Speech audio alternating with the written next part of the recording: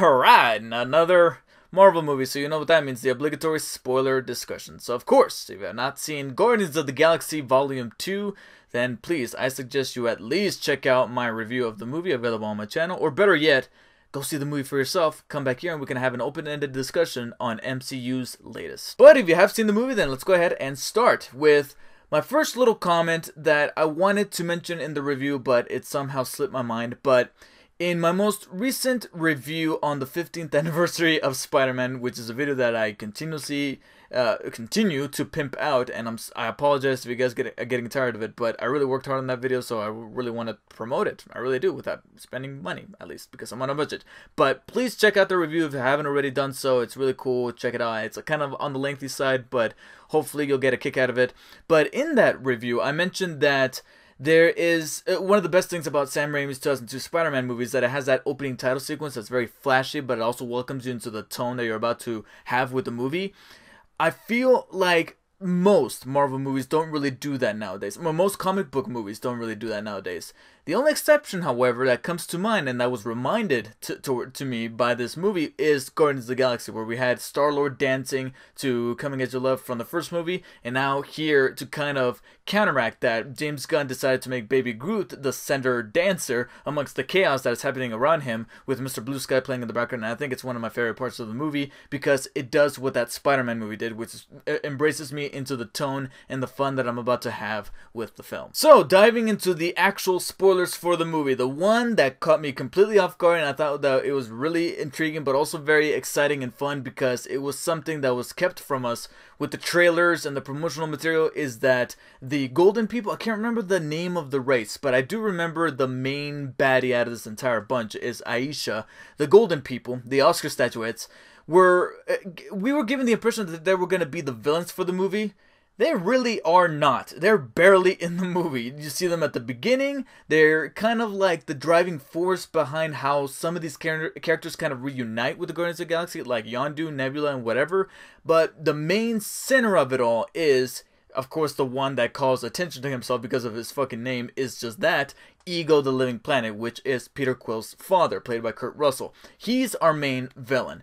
And you could have predicted that from the marketing material, but at the same time, I felt like it could have gone either way. He could have been a good guy or a bad guy. He was very ambiguous in terms of the marketing material. We just knew that Peter's dad was going to be involved somehow, not only with his heritage, not only with him being half human, half something else, but he was going to be in this movie, period, and he was going to be one of the most fascinating parts and one of the most anticipated parts of the movie itself. Aisha and all of them, they could just go fuck right off, because even the movie itself recognizes how goofy looking they were, to where they played them up for laughs. It's like, yeah, we're not going to take these guys seriously. Sometimes they don't even take themselves seriously, and they were treated like the pompous, God, I can't describe it, but you know that kid who's like super smart, but because he's super smart, he thinks like he's the hottest shit ever at school, and you're just like, I want to beat the shit out of you just for that. They got the glasses, they got the slicked hair, and they go around thinking that they're better than everybody else at school, but you know that deep down they're not shit, and when they don't get their way, they throw a fit. That's pretty much their race here in this movie, because they throw a fit at the smallest things. And I love how much fun James Gunn was able to extract from that, especially the scene where they're being attacked by all the ships that were being remote controlled, and they were treating it like an arcade. Like they were all huddled around the one guy who was able to stay alive the entire time, and they're like hoping for him to get that high score, and then when he loses, he's like, man, you suck. It's like, wow, you know what this is, and I'm glad that you're aware of that. And here's the deal with Ego, is that I thought he was a really good fit, not only as the villain for the sequel to Guardians of the Galaxy, but Kurt Russell himself was also very good. My only slight problem, however, was that something that I mentioned in the review, is that I saw where his character was going, because when he was introduced, I still felt like he could have gone either way, but the more he kind of roped the characters into his planet and showed them all the cool stuff and what he could do and how Peter was learning to have all this fun, I started to kind of put the pieces together way ahead than the other characters were, way ahead than even Mantis was even able to like come to grips with, like, hey, maybe I should tell these people, especially Drax. I was already in the camp like, okay, this guy's got some shady shit hidden somewhere. He's got a skeleton somewhere in his closet, and it's about to drop. That's exactly how it turns out. He wants to kind of rework and make over the entire galaxy in his image. He wanted to create these like spawn to kind of spread his quote-unquote virus, because that's how egotistical he is. Peter was the only exception that was able to contain his celestial force, and that kind of roped him in. But then he did the one thing that is very questionable, that is like one of the faults that I'll admit is in the writing, that I'm like, okay, why that felt kind of forced that he had to mention that, is him blatantly saying to Peter, yeah, I killed your mother. Like, did you really have the and I guess in a way you can convince me saying that maybe that's how overly confident Ego was, because his name is fucking Ego. He's so egotistical and so overly confident that he thought that he got his son at the palm of his hand, only for him to say, oh yeah, by the way, I killed your mother, hopefully you're okay with that. That did not fly with him. We got that Jaws dolly zoom shot, and he's just like, what? And it immediately snapped. And I love that they didn't drag that too long. Like, we didn't have a scene with Gamora or the rest of the Guardians of the Galaxy trying to convince Peter, like, no, he's not, you know, even though he's your father, where's your family? We didn't do that sappy shit. They didn't do that. Immediately, he just snapped right out of it and unleashed hell on his physical body, but of course, that didn't do jack shit.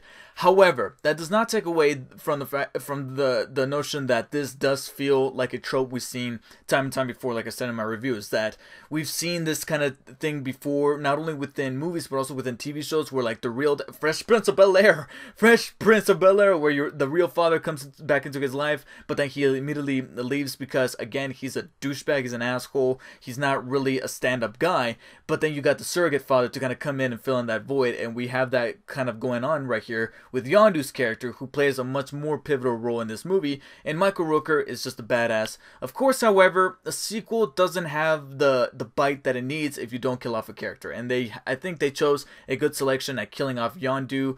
There's word going around that maybe there's a loophole to bring him back, but I hope not, because Yondu was a badass character. I won't say he was my favorite character out of the entire movie, but thankfully his death led to what is arguably one of the strongest endings I've seen for a Marvel movie. Say what you want about the entire movie leading up to that point, that ending is very poignant, it's filmed beautifully, and you have your Guardians kind of getting together in a way you've never really seen them before. And again, it leads to a visual delight of seeing Yondu kind of get burned. Like in real life, people get cremated. Here, he kind of gets celestialized into like stardust and gets evaporated. And I liked what this motivated for other characters, especially Nebula and Gamora having just a little bit of closure. And again, this whole entire segment is where I was moved to tears that I mentioned in my review. From Yondu's actual initial death, in that was not only sad in of itself, witnessing Yondu freeze up and lose oxygen,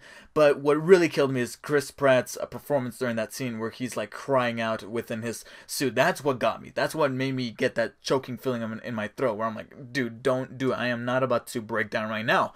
And then later, another moment that moved me is Gamora and Nebula's conversation, where she kind of pulls away because she doesn't want to feel that emotion that leads to weakness. It's a weakness that we all need, but it's a weakness that she can't afford right now. And while I'm talking about Nebula, I really want to touch upon how important it is that she has the biggest disdain for Thanos, one that can potentially come in handy later down the road. I mentioned in my review that one of the things that I wished was more in the movie, but at the same time it wasn't necessarily needed to be there, is some broader inclusion of the MCU. And we do get that in a way with some of the end credit scenes I'll talk about in a second, but they're very, very obscure references that even I didn't get. Certain names dropped and I'm like, who? But the one interesting thing to kind of take away from Guardians that I think was the biggest connection in terms of the movies and not so much the cartoons or the comics is Nebula wanting to go after Thanos herself. This means that she is more than likely going to be a player in the battle up against Thanos in Infinity War. Wouldn't be surprised if later down the line they confirm that she's going to be joining the ranks of Tony Stark, Thor, for all of them to take the fight to Thanos. And for all intents and purposes, it shouldn't be surprising considering that I actually saw some information over at IGN talking about what some of the things mean leading up to the ending of this movie, and they say that Nebula has a humongously pivotal role in the battle against Thanos in the comics. Not so much in the movie. We don't know how they can kind of deviate from that or stay true to that, but in the comics, Nebula, she gets shit done when it comes to Thanos. So I'm looking forward to seeing how they use her here in this universe. But outside of that, the movie is its own contained thing. We have our heroes vanquishing the villain in the most poetic way possible, if you really think about it, because Ego admits that he put a tumor in Peter's mom's brain. So it's very, very ironic that he's the one who ends up getting a bomb explosive put on his brain that ultimately kills him. I thought that was actually a nice little twist within the writing. And also the visual effect for Ego himself was also really cool. I just wish he could have been on screen a little bit longer to look at all the detail around the planet. But from what I understand, James Gunn proclaims this to be the biggest visual effect ever created. I can only imagine how many fans were used to cool down the computers that had to render that shit. And here's to hoping that our Guardians of the Galaxy are going to be a much more formidable team, because they did go through some strife in this movie. It explores how some of these characters were kind of at each other's throats and kind of mended them at the best way that they could by the end of this movie, especially Rocket Raccoon. He was, admittingly, he was being a little bit of a douche. It's lucky that he was funny in spurts here and there, and he wasn't continuously driving characters down to a shit pile, because there were scenes where even I have to admit, like, Rocket, why are you being such a dick? To a point where, thankfully, it didn't take long before Peter was asking him the same thing. Why are you doing this? Why are you acting this way? And we kind of get some closure there, especially since Yondu's death had a profound effect on him. And that pretty much sums up my feelings for the movie, so it's time to tackle those 5 end credit scenes. Not 1, not 2, not even 3, 5 end credit scenes.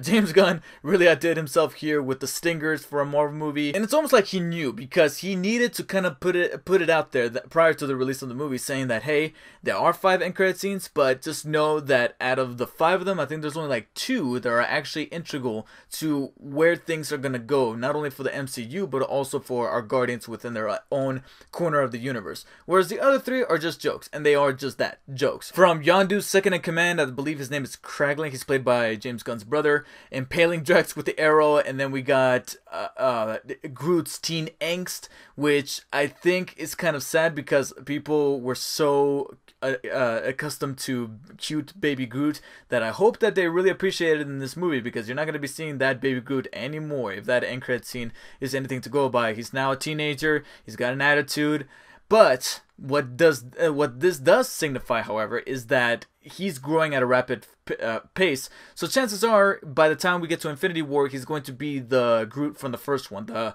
gentle giant that can be badass when he needs to be. So that's cool. And then we got Stan Lee being Stan Lee with his cameos and shit, talking to those aliens up in space. But the interesting thing to note about that one, though, is that apparently those aliens are called the Watchers, and those Watchers are very integral to the entire cosmos that is the Marvel universe within the comics, and apparently they're more tied to the Fantastic Four. So people are wondering, is something going on behind the scenes between Fox and Disney here? Are they sharing characters, or maybe it's like one of those very obscure characters that Fox didn't really mention in the fine print in the contract? So maybe Marvel Studios will say like, hey, maybe we could use them.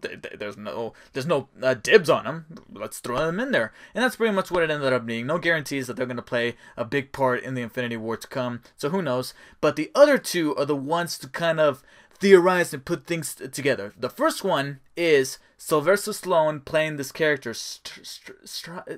I can't remember the name, but he played this character who's pretty much the leader of the Ravagers, which is the entire bandit court or whatever the hell that Yondu was a part of before he betrayed him by going soft towards Peter Quill and not going after him after the first movie. Long story short, he creates his own little form of the Guardians of the Galaxy with those creatures that you saw throughout the movie. One is made up of glass. He's actually played by Michael Rosenbaum, which I did not know at all until I saw the credits, so I was like, okay, that's interesting. But then at the end of the movie, we got some cameos with Ving Rhames playing one of them, Michelle Yeoh, and even though I didn't know it at the time, I looked it up. Miley Cyrus Cyrus voices one of the other ones. I think it's the robotic one, not the one that looks like a red fish, but the other one that looked like a robot. I can't remember. Again, it just came and went so quickly that's kind of hard to kind of put the pictures in my head back, because I've only seen the movie once at this point, and there's no way that they cast these people for these roles just for this one moment. They got something up their sleeves. So it's possible that we're going to be seeing these crew of Ravagers team up with the Guardians of the Galaxy later on, possibly in Volume 3.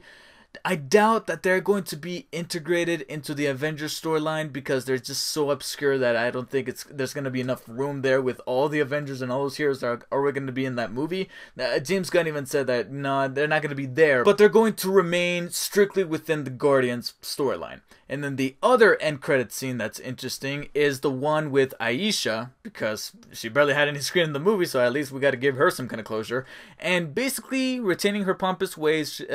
There's apparently some higher-ups that are very upset with the way she's been spending her budget going on this tirade with the Guardians, that she feels like she's got to cook up something. And this something, it retains itself within a metallic cocoon, and she calls that something Adam. I have no fucking clue what the hell she was talking about. Like, that scene ended, we jump back into the credits, which were fun. They got the little music, they got the panels, whatever. We got Grandmaster dancing. Yeah, you guys noticed Grandmaster dancing in the little bubble right there? I did. Well, hopefully you guys caught that, and if not, go see the movie again. You'll notice what I'm talking about.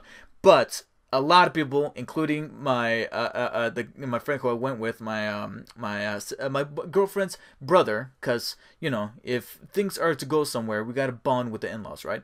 So he turned to me and I turned to him, and he was just like, "What?" And I'm like, I don't know. You got me beat on this one. So I had to do my research, and she was basically referring to Adam Warlock. And after looking at a picture of him from the comics, he actually started to look a little bit more familiar. Like, I might have seen him in a panel in passing where I wasn't paying that much attention to, like a comic somewhere at Barnes & Noble, whatever, and I saw Adam Warlock somewhere in the Marvel Comics, or one of those like illustrative books where they mention like the entire chronological history of the Marvel characters, and Adam Warlock is just like spread somewhere in there.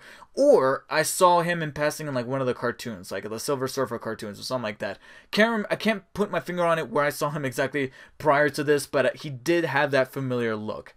Besides that, I don't know that much about the character, but people are theorizing, myself included, that maybe this is a way to set up Aisha as the main villain for Volume 3, along with Warlock playing some kind of part in that. Besides that, I am not going to pretend that I know anything else about Warlock or Aisha or any of these other somewhat obscure characters, because I just don't know. My theories as to how they're going to be injected not only within the MCU but also within the Guardians storyline is as good as me saying that Howard the Duck is going to continue to be in these movies, because he was in this one. Here's to hoping that he makes a cameo in Infinity War, because that would be great. Howard the Duck is the one to take down Thanos. How about that?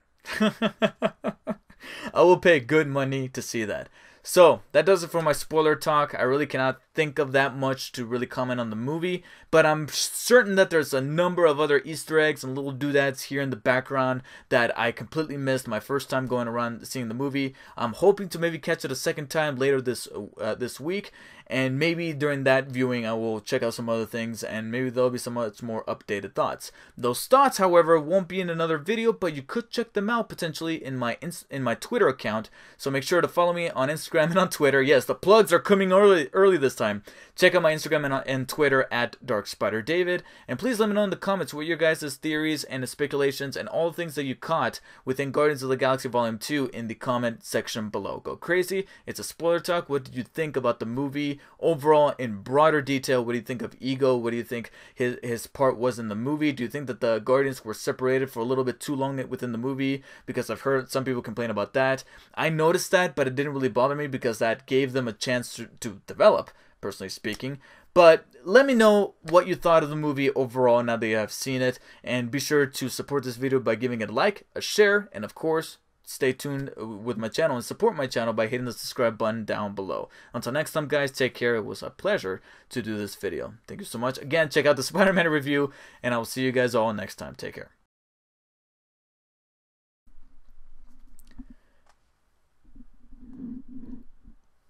So the first thing that I wanted to talk about, oh my god.